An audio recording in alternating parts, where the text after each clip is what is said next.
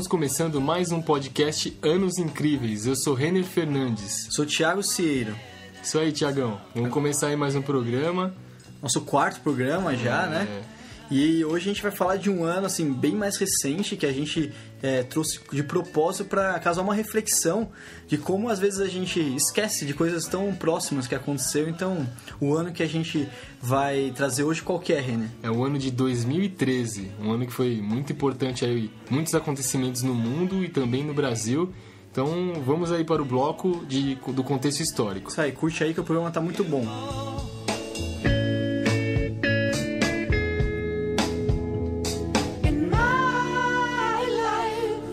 I love you more.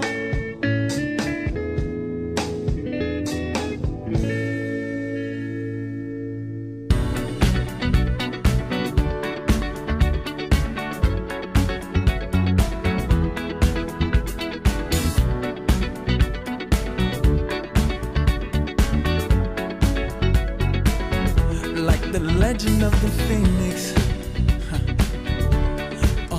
Começando o contexto histórico, esse bloco que a gente vai fazer uma ilustração aí de tudo que acontecia no mundo e no Brasil, para a gente poder se ambientar e entender todos esses fatos que a gente vai citar mais para frente. Em 2013, o mundo vivia ainda os reflexos da Primavera Árabe, que aconteceu no Oriente Médio e no norte da África, que foi uma revolução, né, manifestações e protestos que ocorreram a partir de 2010, que envolveram diversos países desses territórios. Isso, iniciou ali com a Tunísia, né? Depois se espalhou para o Egito e foi para diversos países como a Líbia, a Síria, a Argélia, o Bahrein, Iraque, Jordânia, vários países dessa região. E essa onda de protestos acabou refletindo significativamente em alguns países, como o Egito, né, que passou por um golpe de Estado no dia 3 de julho e que acabou derrubando o então presidente Mohamed Morsi, sendo também suspensa a Constituição. E gerou reflexos também na Síria, né, Thiago? Assim como no Egito, as forças de oposição do presidente, ou como alguns gostam de chamar de ditador, né, do Bashar al-Assad, houve uma guerra muito violenta, né, entre as duas partes, onde deixou 11 milhões de desabrigados. Em 2013, a ONU afirmava que 90 mil pessoas já haviam morrido nos conflitos. E um ano depois, esse número cresceu e já havia aumentado para 191 mil e agora já chegou a 250 mil pessoas mortas. Em 2013, foi o ponto mais crítico desse conflito, e a gente está citando a Síria porque é um ponto muito importante, até porque a gente está vivendo hoje, que, bom, atualmente estamos em 2016, caso alguém esteja ouvindo no futuro, né? Vai saber qual futuro que estão ouvindo. Marty McFly. Exatamente. O Estado Islâmico acabou se envolvendo nesses conflitos porque ele tinha interesse ali em territórios de maioria sunita, de uma região da Síria. Então, é importante entender, porque hoje a gente vê muitos refugiados da Síria e todo esse conflito com o Estado Islâmico e tal, que tem a ver com a Primavera Árabe Síria, no caso, né? Inclusive, esse êxodo foi evidenciado nesse ano de 2013, muito também pela causa do uso de armas químicas por parte do governo. E, assim, foi uma coisa lamentável mesmo que aconteceu. Inclusive gerou protestos dos outros países, né? O presidente Assad acabou culpando os rebeldes pelas mortes, mas a Rússia e os Estados Unidos fizeram um acordo para destruir essas armas químicas no mês de junho de 2013. E até hoje ainda está confuso o conflito lá. Os Estados Unidos ele apoia a saída do Assad e a Rússia ela apoia a permanência do Assad. Ainda não está bem definido, né? Até hoje não definiu. Inclusive, eu conheci alguns refugiados sírios aqui no centro de São Paulo, ali na Santa Efigênia. Eu fui comer num lugar, era um restaurante árabe, e eu comecei a conversar com eles. Na verdade, eu conversava só em inglês, tinha uma pessoa junto comigo também. Eu achei interessante, só uma experiência assim de conhecer, assim, ver pessoas que saíram refugiados, eram jovens, assim, eles estavam vivendo, fazendo a comida árabe, e foi, melhor falafel que eu comi, assim, típico mesmo, né, feito pelas mãos de sírios, muito legal isso. E outro, a gente pode citar também, como consequência dessa democracia que aconteceu no Oriente Médio, o fato de os Estados Unidos e o Irã terem retomado o contato diplomático depois de 34 anos. E também ocorreu nesse ano de 2013, né? Isso. Foi quando o Barack Obama até realizou uma ligação para o presidente Hassan Rouhani, e eles conversaram por telefone e tal, e selaram ali um contato mais direto que não acontecia há 3 décadas. Fico imaginando o Obama pegando o telefone e discando o número pro Iraque. Assim. Tipo, vou pedir uma pizza, né? Eu vou ligar pro meu amigo lá no Irã lá e reatar amizade com ele, mano. E no Brasil, Renner, como que a gente tava vivendo em 2013? O Brasil tava com aquela questão do dólar, o dólar subindo, o real perdendo, né, perdendo espaço, se desvalorizando, e o consumo esfriando, a população meio que tomando mais cuidado para fazer os seus gastos. Era o início da crise que a gente vive mais forte agora em 2016, né? Mas em compensação teve umas questões interessantes que o IBGE acabou declarando que o desemprego tinha sido o menor dos últimos 10 anos. Que desde 2003 não apresentava índices como os que foram encontrados. E a renda do brasileiro também acabou aumentando, assim, acabou ajudando os brasileiros a conseguirem pagar suas contas, pelo menos, né? Teve um fato engraçado desse ano de 2013, nessa crise, nessa parte econômica, que foi o tão falado tomate. Todo mundo deve se lembrar, né, Thiago? Não, o tomate virou ouro na época, né? Eu lembro que teve roubo de caminhão de tomate, tanto que tava valendo o tomate. Como se estivesse roubando eletrodoméstico e tal, porque de tão caro que chegou o preço do tomate, mas devido a vários fatores, né? Era 10, 15 reais o quilo mais ou menos o tomate, não era? Uma coisa meio assim impensável. E assim, aproveitando em relação, falando de crise, ainda na Europa a gente estava tendo, onde foi muito forte a crise na Grécia, principalmente. Na Grécia, em Portugal, na Espanha. Portugal. Esses países tiveram que renegociar dívidas, teve várias questões, como a moeda e também a questão do desemprego, né? Aí teve um problema com os sindicatos, cobrando atitudes do governo. Então, assim, foi bem complicado esse ano de 2013 nos países europeus. Então, resumindo, a gente estava vivendo no Brasil, começando uma crise que a gente estava vivendo um pouco maior, mas ainda teve um índice de desemprego muito baixo, etc. Na Europa estava bastante crise, principalmente nesses países que a gente citou agora, e a gente estava vivendo aí nos reflexos da primavera árabe na região. É isso aí, primavera. Você conhece a primavera árabe? Não, só conheço a prima Ana turca. Vamos pro próximo bloco de acontecimentos internacionais. Depois dessa...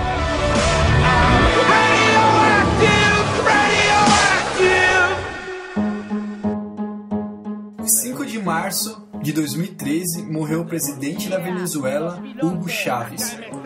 Ele tinha 58 anos e foi vítima de um câncer. El poder del pueblo y para el pueblo. No al capitalismo, no a la opresión de los obreros. Revolución, compadre. Revolución. O nome dele era Hugo Rafael Chávez Frias. E ele nasceu em 28 de julho de 1954 em Sabaneta, estado de Barinas, no oeste do país, né, no oeste da Venezuela. E Chávez, né, até hoje é considerado um dos mais destacados e controversos líderes da América Latina. E ele era do Partido Socialista Unido da Venezuela. Renner, a primeira vez que ele tentou dominar a Venezuela, digamos assim, foi através de um golpe de Estado contra o presidente Carlos Andrés Pérez. Só que não deu muito certo e ele acabou sendo preso, né? Isso foi em 1992, né? E aí, em 6 de dezembro de 98, ele já foi mais conhecido na política. Ele foi apoiado por uma coligação de esquerda e de centro-esquerda, chamava o Polo Patriótico, que foi organizado em torno do MVR, que era o Movimento Quinta República. Aí o Chávez acabou se elegendo com 56% dos votos, e aí, desde que ele assumiu a Venezuela em 99, ele acabou promovendo várias mudanças na política e na economia. Inclusive, em 99, quando ele alcançou um objetivo que era mudar a Carta Magna da Venezuela, ele iniciou esse processo, né, chamando da Revolução Bolivariana. Dentro dessas mudanças, ele nacionalizou diversas empresas privadas, mas olha que interessante, ele mudou a Constituição, o nome, a bandeira e até o fuso horário do país. como ele é conhecido também, né, ele foi o maior crítico do neoliberalismo e da política externa dos Estados Unidos. E no dia 30 de julho de 2000, Chávez acabou se reelegendo presidente da República da Venezuela. E em novembro, o Polo Patriótico conquistou a maioria dos assentos da Assembleia Nacional. O segundo mandato dele durou de 2001 a 2007, mas nesse meio tempo aí teve uma questão importante, né, Thiago? Em 2002, ele sofreu um golpe de Estado que tirou ele 48 horas do poder da Venezuela. Mas aí com ação militar ali e tal, ele acabou retomando o poder e voltou, né? Ele se manteve no poder graças a algumas implementações que ele fez, como programas sociais que melhoraram o nível de educação e de saúde pública, embora a pobreza, o desemprego e a violência tenham se espalhado pelo país, mas ele se escorava ali na reserva de petróleo que a região que o país tinha, né? Que era um dos maiores da região. Nas eleições presidenciais de 2006, que contaram com a participação de 74% dos eleitores, ele foi reeleito com 62,9% dos votos, ficando bem à frente do segundo colocado, Manuel Rosales, e que acabou até admitindo a derrota. Mas ele não estava satisfeito ainda só com a reeleição dele, né, Thiago? Ele conseguiu aprovar uma emenda constitucional em 2009 que permitiu a reeleição ilimitada para alguns cargos políticos, incluindo dele mesmo, do presidente. Então, ele é doido, ele conseguiu fazer... Ele acabou tirando esse limite estabelecido pela Constituição. Que era de 12 anos. E isso, acabou, né? Ou 12 anos ou 2 mandatos, né? Consecutivos de 6 anos cada. E isso deixou o caminho livre para ele, que viu a sua popularidade cair no ano de 2010 devido a algumas medidas inusitadas, né, como a desvalorização da moeda local, os planos de racionamento de energia e o cancelamento da transmissão de TVs a cabo. Mas aí em 2012 aconteceu um fato importante nas eleições, né, Thiago? Ele foi reeleito mais uma vez, agora tendo seu 4º mandato, sendo o maior presidente de vigência em cargo em toda a América Latina. Thiago, mas as eleições dividiram o país, né, porque a parcela mais pobre apoiou Chávez, que obteve 54% dos votos, enquanto a classe média e empresarial apoiou o rival, que era considerado um político moderado, que era o Henrique Capriles, que obteve 44% dos votos. E nesse 4º mandato ele não conseguiu chegar até o final dele, né? Porque ele foi vítima de um câncer na região pélvica e morreu aos 58 anos no dia 5 de março de 2013.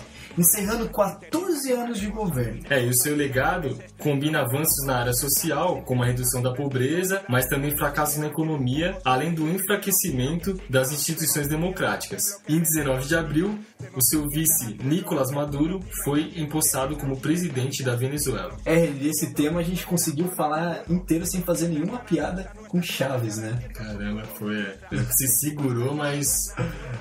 Não vamos falar que ele voltou pra vila, não vamos falar que ele apanhou do seu Madruga. próximo assunto. يحسنك تكون رجل وتخدم راسك تربي مستقبل واخا تهرق عليه الدم صاحبو جينا من سنه وباقي ما بدينا الخدمه. Shine bright like a diamond. Shine bright like a diamond.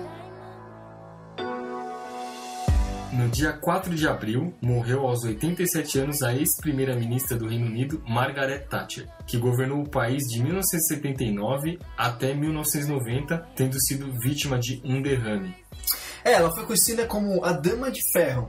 Era por ser mulher, né? Ela foi a primeira-ministra britânica e pelo seu pulso firme de conduzir todas as situações ali, né? Toda a política externa do Reino Unido. Que... inclusive, eu acho que ela é Dama de Ferro porque ela também costumava ferrar muitos países com que ela... A Argentina que diga, né? Na Guerra das Malvinas. Ela governou o Reino Unido por 3 mandatos e com uma política neoliberal, né? Que entrou para a história como thatcherismo, que influencia até hoje os líderes do mundo e também do Brasil, mas também foi muito criticada na época que ela esteve à frente do governo do Reino Unido. Algumas políticas dela conseguiram reduzir a inflação, mas o desemprego acabou aumentando drasticamente nesse período. E aí os adversários acabavam usando isso, né, dizendo que ela estava criando uma nação dividida entre o Sul, que era mais rico, e o Norte, que era mais pobre.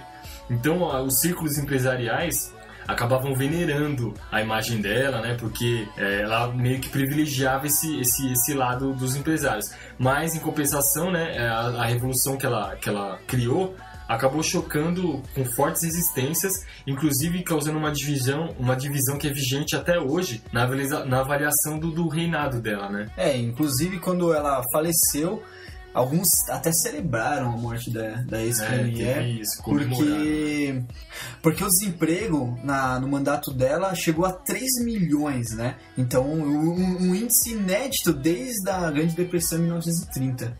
Thatcher cultivou uma relação muito próxima e pessoal com o presidente dos Estados Unidos, que era o republicano Ronald Reagan, e também com o reformista, né, considerado líder soviético Mikhail Gorbachev. Essa relação que ela teve com eles acabou tendo um papel importante no fim da Guerra Fria, né, que acabava opondo esses dois blocos, capitalista e comunista. Inclusive a gente pode dar uma dica, né, Thiago? Pois é, no nosso primeiro programa, o de 1976, fala um pouco sobre a Guerra Fria, como que estava o ambiente. É legal vocês dar uma conferida lá. Quem quiser saber o que aconteceu naquela época, ouve o programa de 76. A gente pode falar um pouco sobre os mandatos, os 3 mandatos da Margaret Thatcher.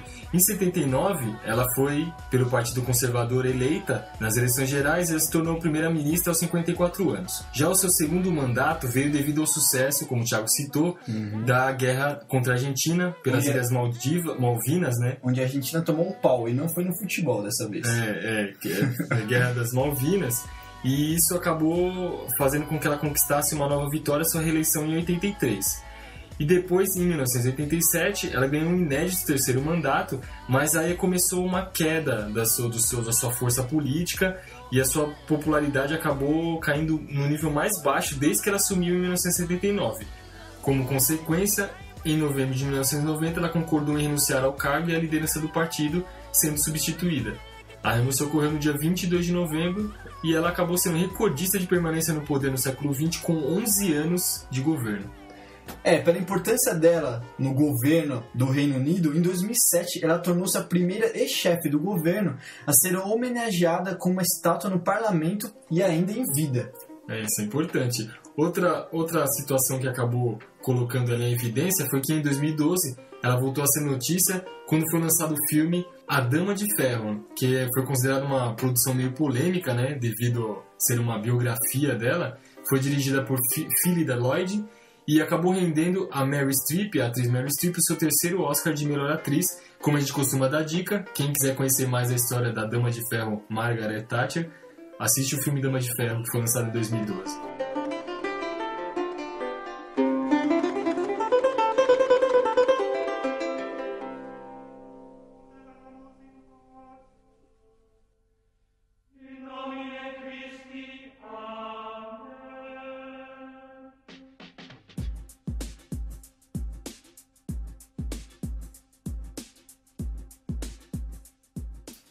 Em 11 de fevereiro, o Papa Bento XVI anunciou que iria renunciar ao papado. Ele foi o primeiro pontífice a renunciar em mais de 6 séculos, tornando-se um Papa emérito. O possível motivo da renúncia de Bento XVI foi a descoberta de um informe elaborado por um grupo de cardeais que revelava os abismos espirituais na quais a Igreja Católica havia caído, né? Como corrupção, finanças obscuras, roubo massivo de documentos secretos e lavagem de dinheiro, entre outras questões. É complicado, né? Existe muita coisa obscura aí da Igreja Católica, principalmente lá no Vaticano. O pontificado de Bento XVI ocorreu no período de 19 de abril de 2005 a 28 de fevereiro de 2013. Devido à renúncia do Bento XVI, em 13 de março, o conclave elegeu o cardeal jesuíta argentino Jorge Mário Bergoglio, mais conhecido como o Papa Francisco, né? Ele é o primeiro Papa latino-americano, que é argentino, e o primeiro jesuíta da história. Após uma eleição histórica, ele se tornou o Papa de número 266. Ele assumiu com a função de manter a unidade da Igreja e que, nas palavras do seu próprio antecessor, Bento XVI, a Igreja estava dividida e imersa em crises. O Papa Francisco ele é conhecido pelo seu carisma, pela sua simplicidade, ele fez bastante mudanças lá no Vaticano, nem sempre anda com o carro do papado, que é tudo blindado, ele gosta de andar no meio do povo. Inclusive eu sigo ele no Twitter, é legal as coisas que ele escreve e tal. E aí em 2013 mesmo, ele veio pro Brasil pro encontro, né, da juventude. No mês de julho, ele promoveu a abertura da Jornada Mundial da Juventude, da Igreja Católica no Rio de Janeiro. Nossa, eu lembro disso. Lá se reuniram 400 mil fiéis em Copacabana. E ele também visitou a Basílica de Nossa Senhora da Aparecida, lá na cidade de Aparecida do Norte, no interior de São Paulo. E a sua visita no total ocorreu, né, entre os dias 22 e 28 de julho. Inclusive, o Papa tem umas situações inusitadas. Assim, ele é bem... Essa questão de estar muito próximo do povo, né, ser carismático, tem uma questão de ele ser torcedor fanático do São Lourenço de Almagro, né, da Argentina. Inclusive, ele assumiu em 2013 e em 2014 o time dele, o São Lourenço, foi campeão da Libertadores da América pela primeira vez. E aí já fazem aquela correlação de, porque o Papa ajudou, né, fez um pedido ali para conseguir esse título, fez um pedido para Deus, né. Ele é tão diferente que ele até lançou um CD de rock chamado Wake Up. E para encerrar, a gente pode falar dessa passagem dele pelo Brasil, que ele foi questionado numa entrevista sobre essa rivalidade entre Brasil e Argentina, né, que tem entre as nações, principalmente no futebol, e ele acabou dizendo que essa questão estava resolvida, porque o Papa é argentino e Deus é brasileiro. Esse Papa é pop mesmo. Agora vamos para os drops, Renner. Em 9 de junho, Edward Snowden, ex-analista da Agência de Segurança Nacional dos Estados Unidos, denunciou em uma entrevista aos jornais The Guardian e do The Washington Post um esquema de espionagem realizado pelo governo norte-americano nos sistemas de comunicação do mundo todo. Ele foi acusado pelo governo norte-americano de revelar detalhes de programa de espionagem altamente secreto. Foi considerado um traidor, né, pelos Estados Unidos. E após isso, ele acabou passando 39 dias na área de trânsito do aeroporto de Moscou e aí acabou conseguindo asilo político na Rússia. Isso deu muita polêmica na época. Nossa, demais. Inclusive, nossa presidenta Dilma Rousseff discursou na ONU criticando o esquema de espionagem dos Estados Unidos. Só que isso criou um desconforto, porque logo após foi o presidente Obama que discursou também. Então ficou meio estranho ali a crítica dela e depois o Obama entrou para falar também, né? E no dia 22 de julho aconteceu um fato importante para as celebridades, né? E para os tabloides ingleses. Foi o nascimento do George Alexander Lewis, que é o filho do príncipe William e de Kate Middleton, que é o possível herdeiro do trono do Reino Unido.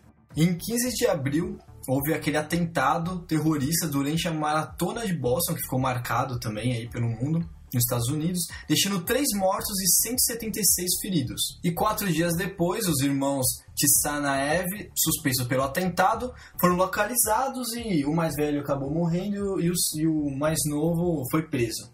E no dia 15 de fevereiro, um meteorito caiu na Rússia, deixando pelo menos 1.200 feridos. Esse asteroide acabou passando muito próximo da Terra e deixou o pessoal meio apreensivo aí, né? Quem quiser, curiosidade, assim, quem quiser ver as imagens, tem no YouTube, que na Rússia o pessoal costuma andar com aquelas câmeras, com a GoPro apontado pra rua, então muitos captaram as imagens, né? Então é meio interessante de ver. Em 5 de dezembro de 2013, morreu aos 95 anos Nelson Mandela, que foi o principal nome do país na luta contra o Apartheid, né? Inclusive, a gente gravou o programa de 1994 que fala muito dele, desde a infância até ele chegar à presidência da África do Sul. Isso, e do fim do Apartheid também em 94. É bem legal, confira lá. Inclusive, no funeral do Mandela, que reuniu vários líderes políticos, aconteceu um fato bem inusitado, que foi o aperto de mão entre o Barack Obama, presidente dos Estados Unidos, e o Raul Castro, presidente de Cuba, né? Esse gesto aí é um gesto inusitado, porque não acontecia essa proximidade entre as duas nações há muito tempo.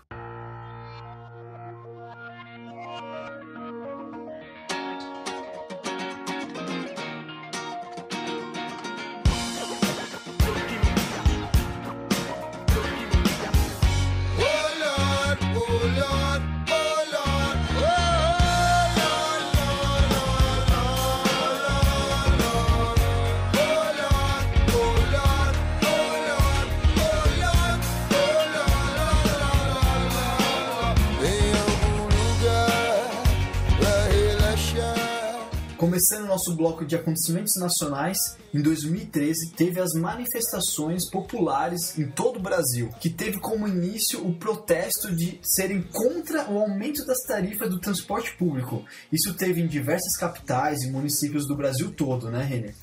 Inclusive fizeram uma correlação aí aos acontecimentos de 1992, com escalas pintadas, indo para as ruas, né, para protestar contra o governo do então presidente Fernando Collor de Mello e apoiar o processo de impeachment dele, né? Inclusive, o Renner acabou de me revelar aqui que até participou, né? Eu participei, tava no ginásio ainda e a gente criou, né, formou um grupo lá e nós fomos até o Anhangabaú naquele dia em que foi decretado ali o impeachment do Collor e a gente acompanhou a votação pelo telão e tal. Foi uma sensação bem diferente mesmo de você estar participando de um momento importante do Brasil.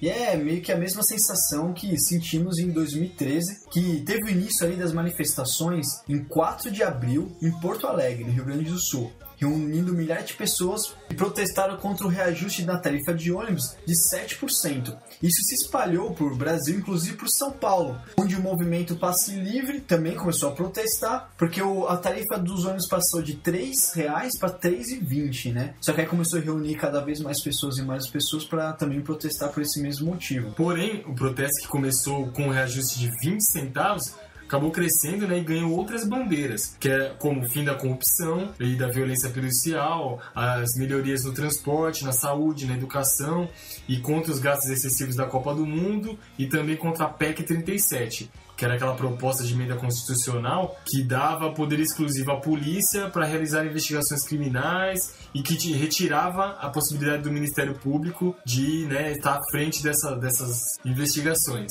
Teve uma coisa interessante também que nessas manifestações o papel da rede social muito importante. Se espalhou pelas redes sociais tudo que estava acontecendo, inclusive o que a TV muitas vezes não mostrava, o abuso da polícia, eles marcavam também os próprios protestos, as datas e tal, e o local pelas redes sociais, isso foi muito interessante. E aí em 17 de junho, onde houve assim, acho que a cena mais marcante de 2013, que foi quando os manifestantes ocuparam a cúpula do Congresso Nacional em Brasília. Então tem toda aquela imagem que muita gente subiu nos telhados lá e tal. Foi até, acredito que naquele momento o governo ficou meio tenso e ficou preocupado com o que estava acontecendo.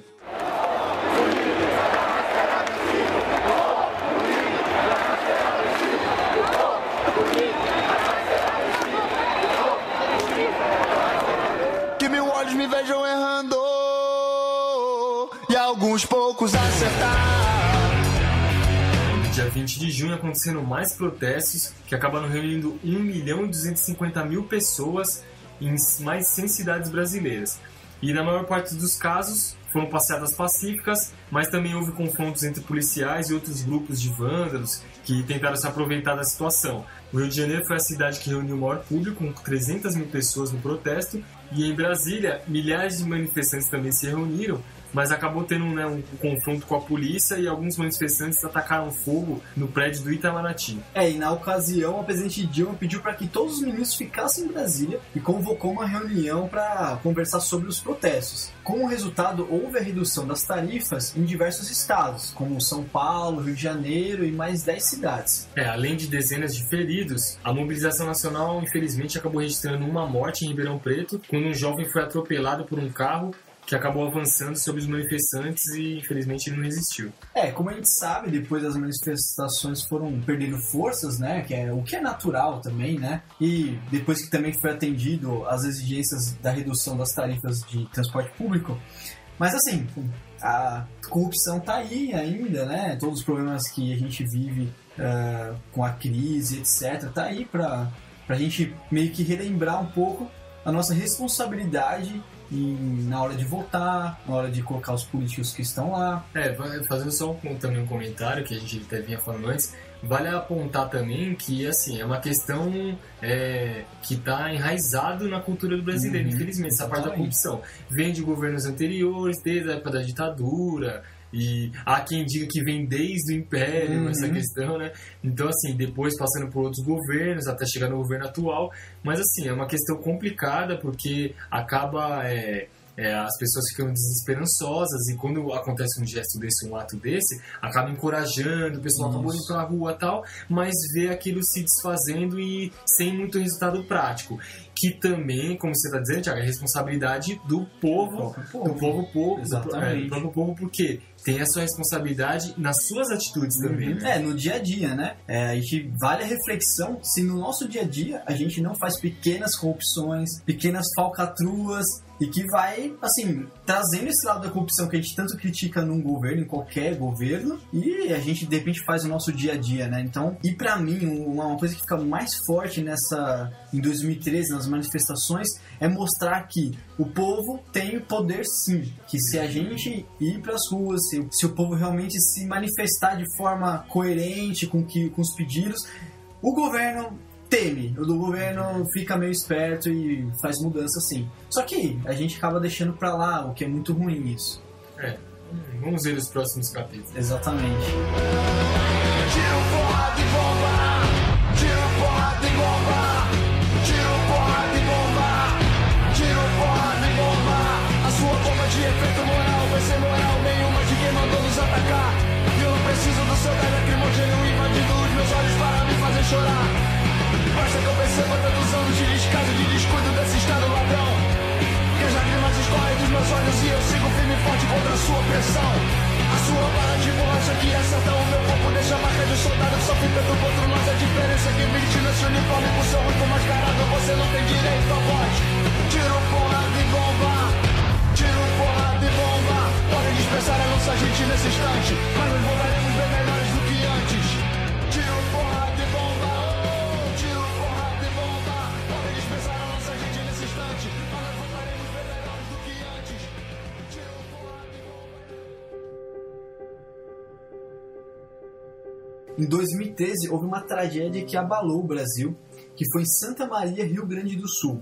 Foi um incêndio na Boate Kiss, que deixou 242 mortos e mais de 600 feridos. Isso foi no dia 27 de janeiro, e a maioria das vítimas tinha apenas de idade entre 16 e 20 anos.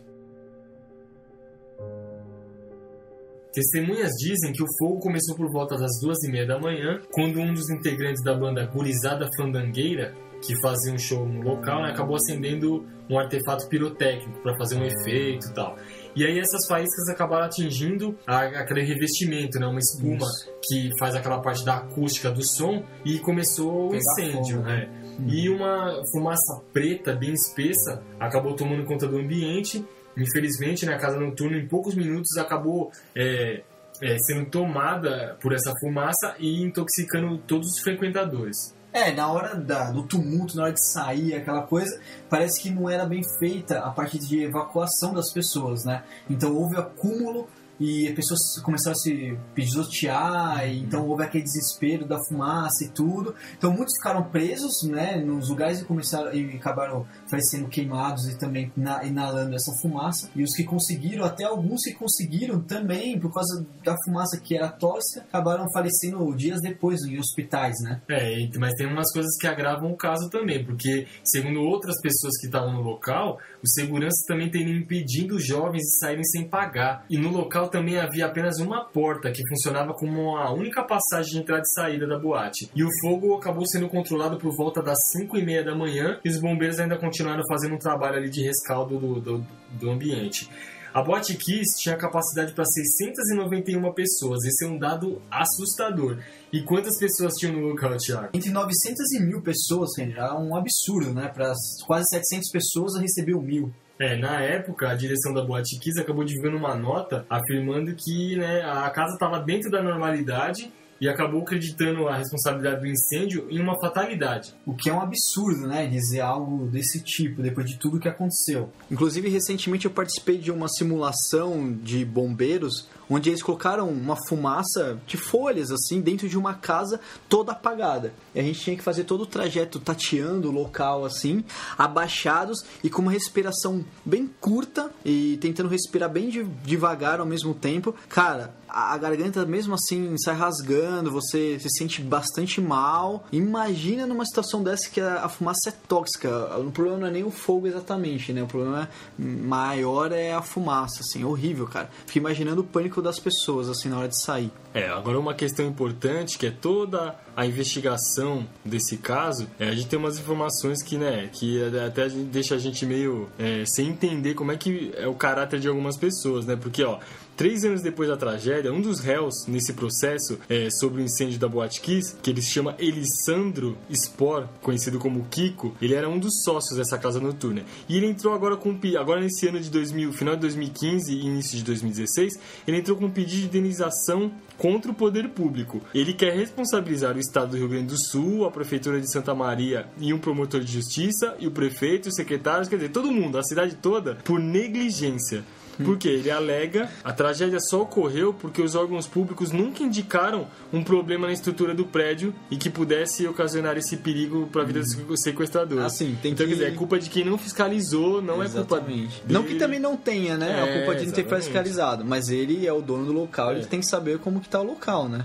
Com certeza. E além dessa ação, a defesa entrou com um outro processo contra 2 músicos da banda Gurizada Fandangueira, que foram, eles querem responsabilizá-los pelo acendimento do artefato que acabou provocando incêndio, né? E a Santo Entretenimentos, que é dona da Kiss, pede a reparação por lucro cessante pela perda da boate e tal, com o argumento de que foram as pessoas que foram lá que colocaram fogo na boate. É o argumento do advogado deles, por incrível que pareça, né? Imagina, deve ter muitos pais também que devem estar também processando após boate e tem que ficar lidando com agora a defesa fazendo... É algo meio complicado, né? Os pais estão desesperançosos porque eles imaginam que os processos não vão resultar em nada, né? Com relação ao processo desses réus. E, quer dizer, a maioria critica também as autoridades porque eles acham que tinham que ter pessoas, né, autoridades, governantes ali, que sendo processados também nessa história pela responsabilidade do que ocorreu. E a gente tem exemplos disso, né? No final, no Brasil, acaba em tudo em pizza, né? Como o exemplo que o Renner vai dar agora mostra o contrário disso. Pra você ter uma ideia, em 2015, em 30 de outubro de 2015, aconteceu um incêndio bem semelhante numa boate na cidade de Bucareste, na Romênia. E aí, após o integrante da banda que fazia show também deflagrar ali um fogo de artifício e provocar um incêndio, infelizmente, esse fogo acabou sendo imediato, ocasionou pânico, né, correria e tal, e infelizmente 32 pessoas acabaram morrendo e 100 tiveram ferimentos graves. E a diferença é que em Bucareste ocorreu a queda do governo, que foi responsabilizado pelo que aconteceu. Você imagina, o governo caiu por causa desse acidente na boate, né? Infelizmente, esse acidente é o segundo maior da história do Brasil, esse incêndio, né? E o terceiro mais fatal do tipo no mundo. O maior do Brasil aconteceu em 1961, na cidade de Niterói, no Rio de Janeiro, que foi um incêndio que ocorreu no Grand Circus norte-americano, quando morreram 503 pessoas. Fica nosso pesar aí pelos familiares, né, que perderam muitos filhos e tal.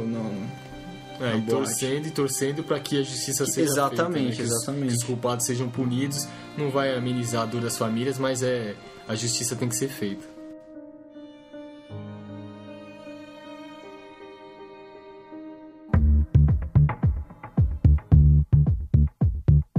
E no dia 24 de julho, a cidade de São Paulo registrou a menor temperatura desde 2000. Foi registrado a temperatura de 5,2 graus na cidade. Quer dizer, nossa, foi terrível. Eu lembro exatamente desse dia, né, Thiago? Eu lembro que a sensação térmica foi de menos 3 graus, Renner. Horrível, parecia que tava... A mão, parecia que ia cair a mão, assim, tão congelados os dedos e tal. E não foi só em São Paulo, né? No dia 22 de julho também, pela primeira vez em quase 40 anos, a cidade de Curitiba acabou registrando neve. E aí, no dia 27 de agosto, outros 40 municípios do Brasil registraram também queda de neve. Tem outro fato triste também que aconteceu, né, Thiago? Relacionado ao clima, que no dia 20 de dezembro, as chuvas fortes e enchentes acabaram deixando 30 mortos e 50 mil pessoas desabrigadas em Minas Gerais e também no Espírito Santo.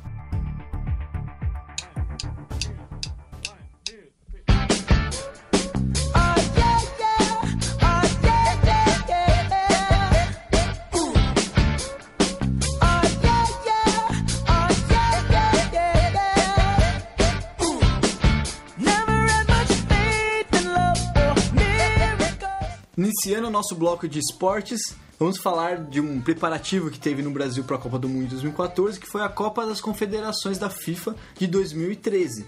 E a seleção brasileira acabou conquistando o título da Copa das Confederações numa final contra a Espanha, e a gente vai dar alguns detalhes dessa competição, né, Thiago? A competição foi dividida em 2 grupos. onde no grupo do Brasil tinha o Brasil, a Itália, o México e o Japão, e passou o Brasil e a Itália. No outro grupo, que era o grupo B, tinha Espanha, Uruguai, Nigéria e Tahiti, que passou a Espanha e o Uruguai. O Tahiti acabou, né, sendo eliminado com várias goleadas, tomou de 10 da Espanha, de 8 do Uruguai, mas conquistou o título, né, de seleção mais carismática do torneio. Nas semifinais o Brasil passou do Uruguai por 2-1. Inclusive nesse jogo, Thiago, foi um jogo bem emocionante, porque o jogo estava empatado em 1-1, e durante o jogo o Júlio César, né, o goleiro brasileiro, acabou pegando um pênalti dos uruguaios, e o gol da vitória acabou saindo no finalzinho do Paulinho de cabeça, e foi uma festa mesmo no estádio. E o Brasil fez a final com a Espanha, que a Espanha tinha passado da Itália nos pênaltis, e a final foi bem interessante, o Brasil acabou ganhando de 3-0. Lembro daquele...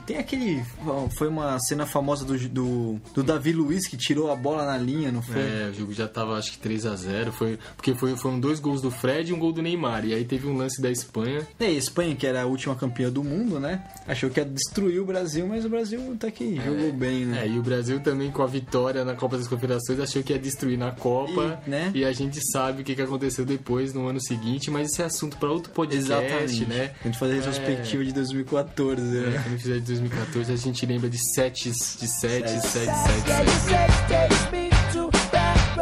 Bom, mas não tem só coisa triste na seleção brasileira, né? Que a gente tá lembrando da Copa de 2014. Agora vamos falar de coisa boa. Vamos falar da TechPix. Não é isso, né?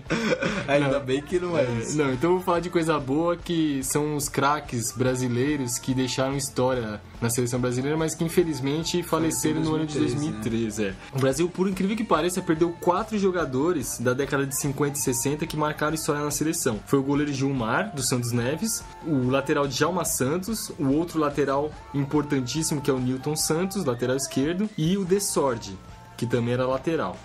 A gente pode fazer um resuminho aqui deles, falar da importância deles. O Nilton Santos, por exemplo, é considerado a enciclopédia do futebol, né? Ele foi campeão em 58 e 62 pela seleção brasileira nas 2 Copas, e ele fez a história da carreira dele toda pelo Botafogo, integrando aquele time fantástico do Botafogo com Garrincha, com Didi. Então, assim, o Zagallo, né, Amarildo. Então, assim, é um jogador que marcou, é considerado até hoje um dos principais, o maior lateral esquerdo da história do futebol. A gente pode falar um pouco também do Djalma Santos, que começou na Portuguesa de Esportes, glorioso time do meu amigo Thiago, e passou pelo Palmeiras, depois pelo Atlético Paranaense também, e ele também foi campeão nas Copas de 58 e 62, e também marcou história como um dos jogadores lendários da nossa seleção. Outro jogador importante que eu falei é o Dessordi, também foi titular, só que ele só jogou na Copa de 58, ele só tem o primeiro título. Ele acabou deixando até o Djalma Santos no banco na partida decisiva contra a Suécia, mas também é um jogador muito importante, fez carreira principalmente no São Paulo. Ele começou no 15 de Piracicaba, que é uma cidade do interior aqui de São Paulo, e também marcou história do futebol brasileiro. E por último a gente pode falar sobre o Gilmar dos Santos Neves, que é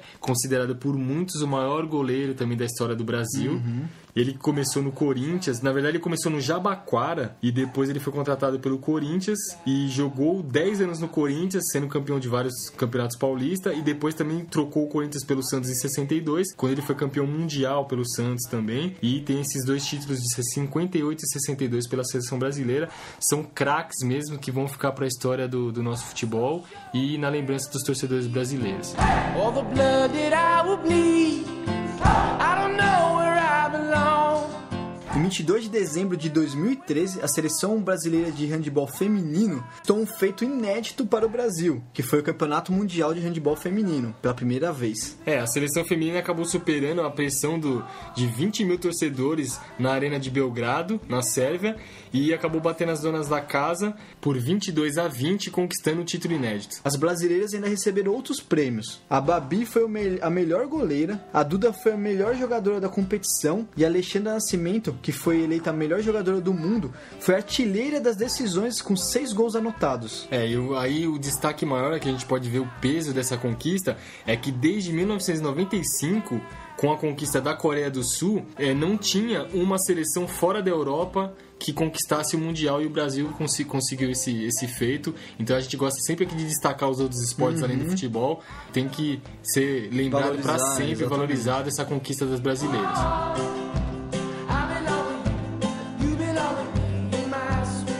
E aconteceram 2 fatos também importantes na história do MMA brasileiro, né?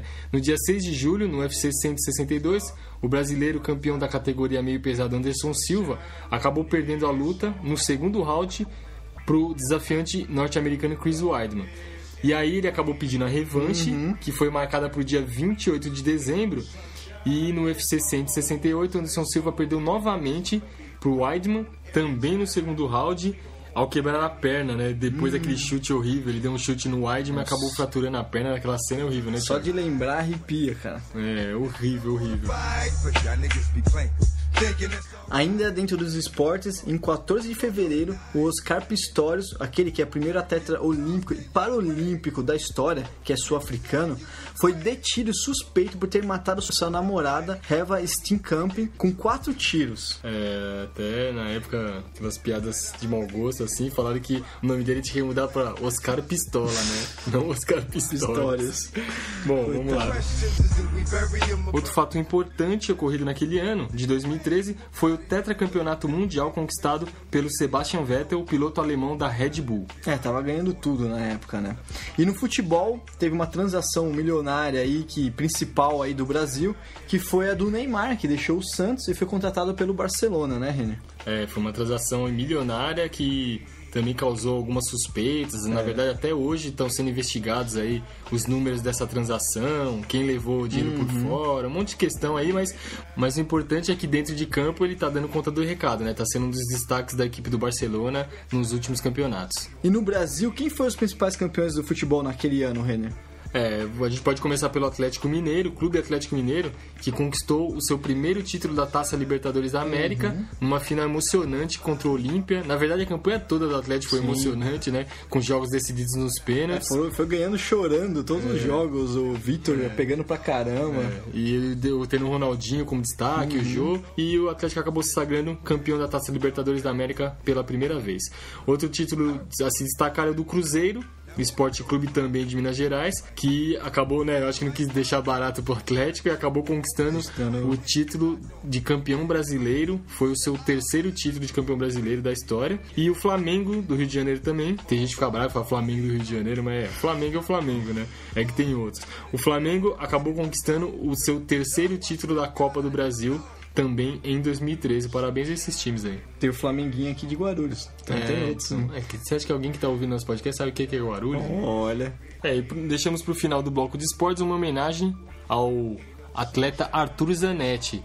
O Zanetti acabou conquistando o campeonato mundial nas argolas, que foi disputado na Antuérpia, na Bélgica. Ele foi campeão em 2013 e lembrando, né, que ele já havia sido campeão olímpico em Londres em 2012, então entrou para a história aí como um dos principais atletas brasileiros de todos os tempos, e a gente espera aí que ele vá bem nessa Olimpíada de 2016 aí representando o Brasil.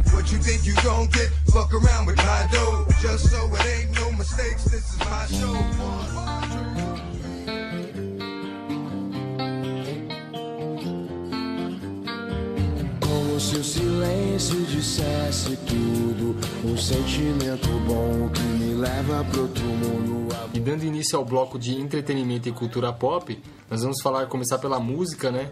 E vamos falar aí de um fato triste que ocorreu em 2013, que no dia 6 de março morreu Alexandre Magno Abrão, conhecido como Chorão, que era o vocalista e o principal letrista e fundador também, né, da banda santista Charlie Brown Jr. Aproveita e me sequestra, amor vagabundo, intenso, muita pressa, não sei como terminar. Ele morreu em função de uma overdose de cocaína e álcool aos 42 anos. O Chorão, ele infelizmente teve esse fim trágico aí, né, com as drogas. Mas ele foi um cara que marcou uma geração, que foi importante pelas suas letras, a mensagem que ele passava em muitas músicas. Para os jovens, né, na época, eu mesmo sempre gostei bastante. Lembro da música de abertura da Malhação que eu assistia na época, que era deles, que é aquela Te Levar e tal. Então, assim, sempre foi bastante importante. Ele sempre foi um cara polêmico por falar a verdade, falar, né, na TV, quando eles iam. E também acabava brigando. Ele já teve briga com o Marcelo Camelo, lá dos Los Hermanos. O próprio baixista, que é o Champion, eles tiveram que já se separar algumas vezes. Aí ele voltou, depois se separou de novo. Já teve várias polêmicas. polêmicas, mas mesmo assim o Charlie Brown fez muito sucesso, lançando 10 discos e vendendo mais de 5 milhões de cópias. E também ganhou diversos prêmios, né, Renner? Eles durante a carreira tiveram prêmios como os prêmios da MTV brasileira, né, VMB, tiveram prêmios também da TV, do Multishow, mas o que mais marcou foram os prêmios, os Grammy Latinos, que eles venceram nos anos de 2005 e 2010 por melhor álbum de rock brasileiro. E infelizmente ele sofreu muito com a perda do pai dele em 2000 e depois com o fim do relacionamento dele com a segunda mulher e tal. Isso, né, que no final ele acabou se afundando mais e mais nas drogas e causou a morte dele. Canto minha vida com orgulho.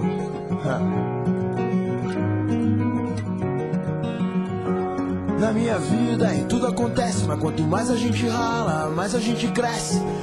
Hoje estou feliz porque eu sonhei com você e amanhã posso chorar por não poder. Inclusive aconteceu um fato curioso, mas também trágico, né? Depois da morte do Chorão, que no dia 9 de setembro, Champignon, que era então vocalista e baixista da recém-fundada banda A Banca e antigo integrante de Charlie Brown Jr., acabou se suicidando em casa aos 35 anos, né? Exatamente 3 meses após a morte do Chorão. Não tem como não fazer uma ligação com a morte do Chorão, né? Eles tinham até fundado A Banca, que era a mesma banda, só que sem o Chorão, e não quiseram preservar o nome do Charlie Brown Jr., né, fazer uma homenagem ao Chorão, mas infelizmente a Banca também não continuou com a morte do Champignon, né? E agora, como homenagem, até reflexão, vamos ouvir um pedaço de um áudio que o Chorão fez num show do Charlie Brown em 2003.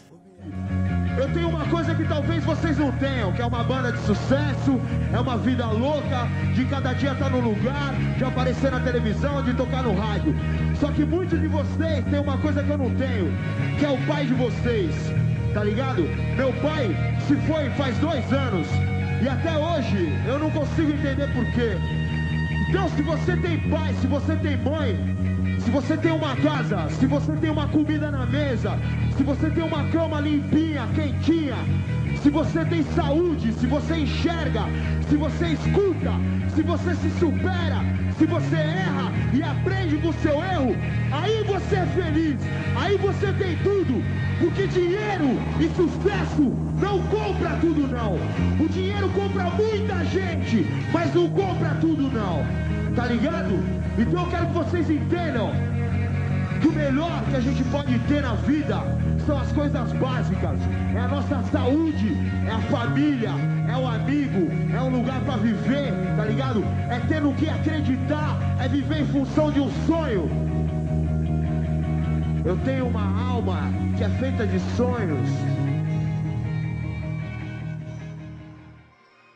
E continuando no mundo da música, em 2013, entre os dias 13 e 22 de setembro, foi realizado no Rio de Janeiro a 5ª edição do Rock in Rio, contando com atrações como Beyoncé, Muse, Justin Timberlake, Bon Jovi, Metallica, Bruce Springsteen, Iron Maiden, entre outras bandas famosas. E em 29 de março também aconteceu um grande festival, que é o Lollapalooza, em São Paulo, um dos mais importantes do mundo da música, né, Renê? E dizem que qual que é a razão desse festival? É que o Alckmin deu dinheiro pro Corinthians e o Lollapalooza. Nossa, velho, você tirou isso da onde, velho? Da cartola, velho. E agora? Você pensou agora? E no dia 23 de julho morreu o sanfoneiro, cantor e compositor de Baião Dominguinhos, aos 72 anos. Em função de complicações de um câncer de pulmão. Fazer só um parênteses aqui, que o Dominguinhos é aquilo, né? Ele era um nome muito importante da música brasileira, tocou, gravou com vários artistas como Elba Ramalho, Geraldo Azevedo, Alceu Valença, Moraes Moreira e outros, e também eram considerado meio que um dos aprendizes do grande rei do Baião, Luiz Gonzaga, né? Uhum. Então é uma lacuna aí que ficou aberta e um grande artista da música brasileira. E também, vítima de um câncer de pulmão como Dominguinhos, morreu o rei do brega, o cantor e compositor Reginaldo Rossi, em 20 de dezembro de 2013. Ele faleceu aos 69 anos e ele ficou muito famoso pela canção Garçom, né, que tocou em muitos lugares do Brasil, muitos programas, muitas rádios, e isso que acabou alavancando a carreira dele. Na verdade, ele já tinha um público que já conhecia a música dele, mas depois dessa música ele ganhou notoriedade no Brasil todo. E no dia 20 de março faleceu um outro artista importante da música brasileira, Emílio Santiago, cantor e compositor, tinha 66 anos, vítima de um AVC. Ele ficou muito famoso também, assim como o Reginaldo Rossi, né? A gente citou uma música, vale a pena dar uma dica aí, que é a música Saigon, né? Que ele cantava e que até ele chegou a dar entrevista dizendo que Saigon era a conceição dele, né? Comparando com o Calbi Peixoto, era a música que ficou marcada na sua carreira. Quem não conhece, vale a pena ouvir o Emílio Santiago.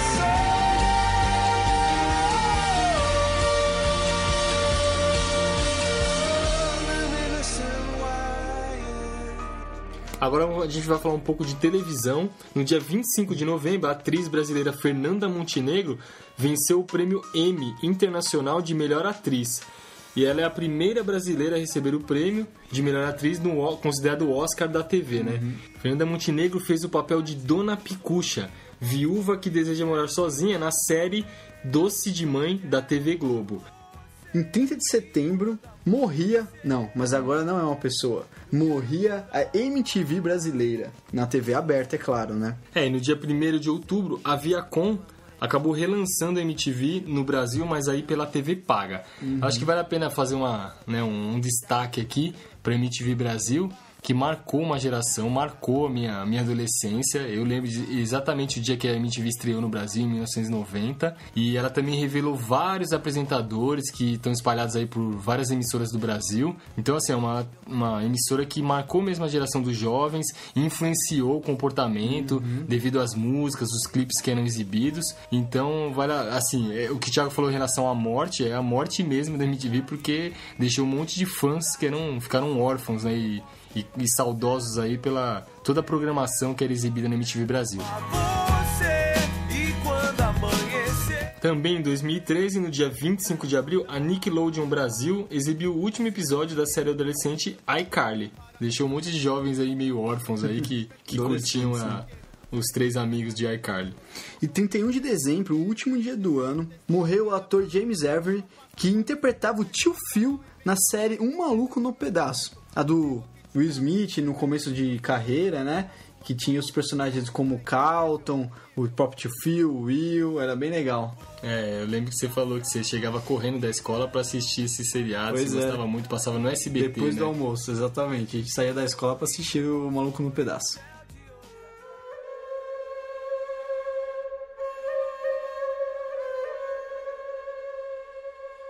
E agora nós vamos falar sobre o cinema. Qual foram os destaques do ano de 2013, hein, Thiago? O melhor filme, por exemplo, foi o Argo, né? Com o ator Ben Affleck, que ele também dirigiu o filme. O filme se passa no ano de 1979, quando a embaixada norte-americana em Teherã é invadida por militares islâmicos e estudantes iranianos, que exigiam a extradição do ex-governante do país. E é aquilo, destaca muito o conflito, né, entre Estados Unidos e Irã. O filme foi indicado em 7 categorias e ganhou 3. Melhor filme, melhor edição e melhor roteiro adaptado. E outro destaque daquele ano foi um dos filmes mais belos que eu já assisti, que foi Aventuras de Pi, né, Renner? E o filme foi indicado em 11 categorias, vencendo 4 prêmios. O filme conta com o diretor Ang Lee e é uma adaptação de um livro, né? Life of Pi. É muito interessante, quem quiser assistir no cinema, assim, foi muito bom ter assistido porque estava em 3D e as imagens são demais, assim. Tem vários detalhes que só no 3D que você pega. Let it go, let it go.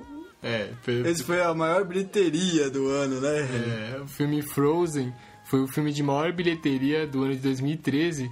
Frozen, uma aventura congelante da Walt Disney Pictures, que faturou quanto, Thiago? Nossa, 1.219.219.009 dólares. Nossa, é muita coisa, né?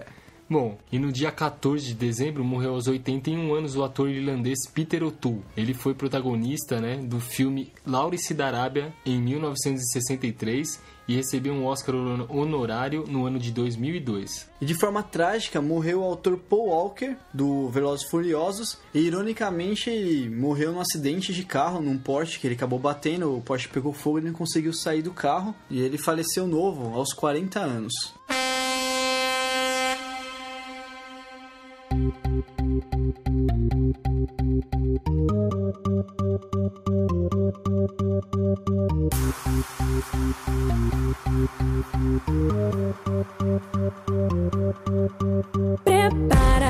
Agora é a hora do show das poderosas que descem. Reine, chegamos em mais um final de programa. Espero que nossos ouvintes tenham gostado.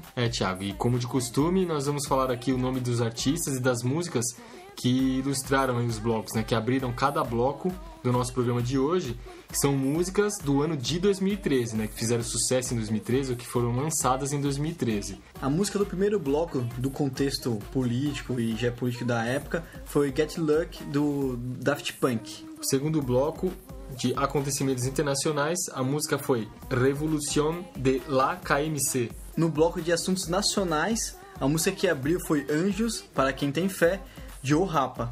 O quarto bloco de esportes foi Look Down of Heaven, de Bruno Mars. E no bloco de entretenimento, a música que abriu foi Meu Novo Mundo, de Charlie Brown Jr. E a música que vocês estão ouvindo agora, fechando o último bloco do programa, é o Show das Poderosas de Anitta, que não precisa nem dizer o quanto que essa música tocou no ano de 2013, né? Em 2013, o quanto muitas pessoas curtiram de dançar e quantas odiaram de tanto que tocou. Exatamente. Então a gente vai fazer essa singela homenagem a esse ano de 2013 com Anitta. Quando começa a dançar eu te enlouqueço, eu sei. Meu exército é pesado, a gente... Bom, encerramos então esse quarto episódio do podcast Anos Incríveis. Você que curte a nossa página aí, que acompanha nossos áudios, nossos programas, continue ligado aí, né, acessando a nossa página do Facebook para saber das novidades. Anos Incríveis Podcast. Você pode também assinar o nosso feed, quem tem Android, né, ou nos encontrar lá no iTunes. Nós estamos lá também com todos os episódios postados. E se você quiser também ouvir pelo SoundCloud, você pode ouvir também pelo telefone ou no computador. A gente tem o nosso canal também lá com todos os episódios. É isso aí, a gente vai se preparar aí para o próximo programa. Esperamos que vocês continuem fiéis aí, com paciência de nos aguentar, né, Thiago? Exatamente, e manda suas sugestões de novos anos que a gente vai pesquisar aí. Até a próxima, galera. Valeu, pessoal. Para